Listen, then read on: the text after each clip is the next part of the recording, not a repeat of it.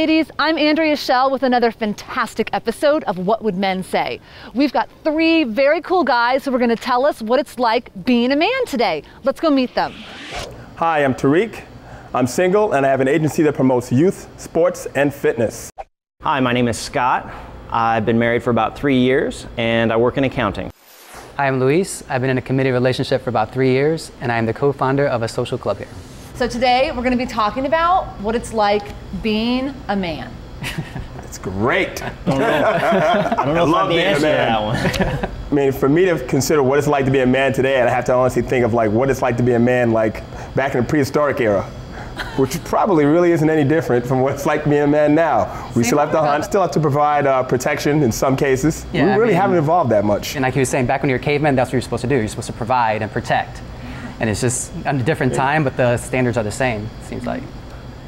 I feel a little differently. I think being a man today involves a little bit more being in tune with not only your perceptions and equating those with your feelings, but also the perceptions of any women that are in your lives, or basically you have to have a higher degree of sensitivity than maybe you needed to have to get by, say even 20 years ago or so. I think you take on all the responsibilities you had as a man as far as providing and protecting and all that stuff. You take all that and you toss in a little bit of the spice of understanding sensitivity and feelings and things that aren't necessarily considered manly back in the day, and sometimes not even today. You know, you just have to sort of I don't know about that. This is the married guy. Exactly. You could tell when he said sensitivity and feelings. I said, okay, yeah, you're married. Would you agree that you have to be more sensitive than, say, a guy like you would have had to have been in, say, the 50s? No. No? No, I don't really think it's that much different. I mean, what? We just have more media, more attention. I don't think guys need to be any more sensitive now than they were in the 50s, the 40s, the 30s, the 20s. I mean, the ultimate end game of relationships, if it's changed that much, somebody didn't tell me. Okay. You know? What are some of the misconceptions that women have about men? Ooh. That we're not sensitive. Yeah, I mean, I think we have a different type of sensitivity. Okay. You know, what women find sensitive is not necessarily what men find sensitive. So, you know, when women probably think, you know, that the guy doesn't care about my feelings or, you know, how she's feeling at the moment, it's not that. It's maybe that we just can't relate to what you're going through at the moment. We're fixers. So when women come with a problem like my girlfriend does, we just want to fix it. And a lot of times women, they don't want to fix it, they just want to talk about it. And that's how they fix it. It's just by expressing themselves, and then they feel better. And that can actually wear you down sometimes, you know, just sit there and listen, and you're like, well, the problem's right there in front of you, just fix it.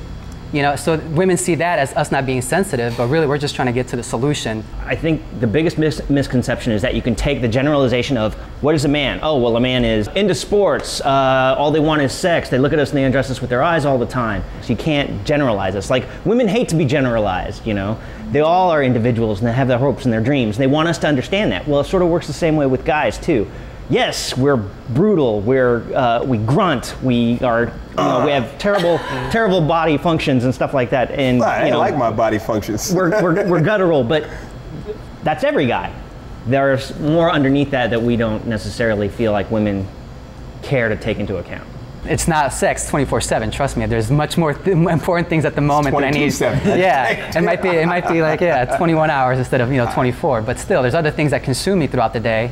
Maybe I don't know how you guys feel about it, but especially like men feel a lot of pressure because we have that pressure to have a career and have a good career and be able to provide. And that's, of course, that's a lot. You know, got it. You know, you come out as a guy. Yeah, to provide.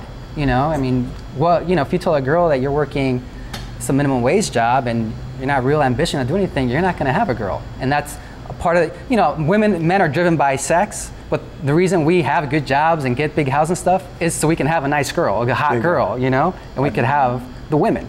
So if you see it like that, we are driven to sex, but because of the sex, that's why we are ambitious and get careers and try to make a lot of money. Women always say, oh no, I don't judge a guy based on his possessions. Okay, I tell you what, me and you are gonna get in a hoopty, right? And we're gonna try to get into a swank restaurant. You see how that works out. I guarantee you, no. Women want successful and powerful men just like anything else. It's like an aphrodisiac. Or I like to say. That's why you see younger women with older men. Money will make a bald spot look like a part. What do you think about that? I think that might be one of the generalities that men have about women. Okay. And it might be one of the things that we just have to take for granted, because I have yet to see a lot of evidence counter to what they're saying. Yeah, I mean, do we feel like women are really after status? I have to say, yeah, I feel like the majority of women out there are after status, and things like looks and initial attraction are great for them to get the ball rolling. But in the end, you know, if they don't have the status, if they don't have their minimum status quota met by a certain guy, that guy really doesn't have a chance. That's all we have for you today, ladies, but check back soon for part 2 on being a man and find out what else Luis, Tariq, and Scott had to say. We'll see you then. What I love about women, quirkiness, sexiness, definitely sensual. Being able to dress up in a business suit, and then when you get home, get out of that business suit and become completely the opposite. A great cook. Yes, ladies, the quickest way through a man's heart is still through his stomach. I pretty much love everything about women. I love the way they feel, their touch when they touch me. I love looking at women. I can appreciate all women.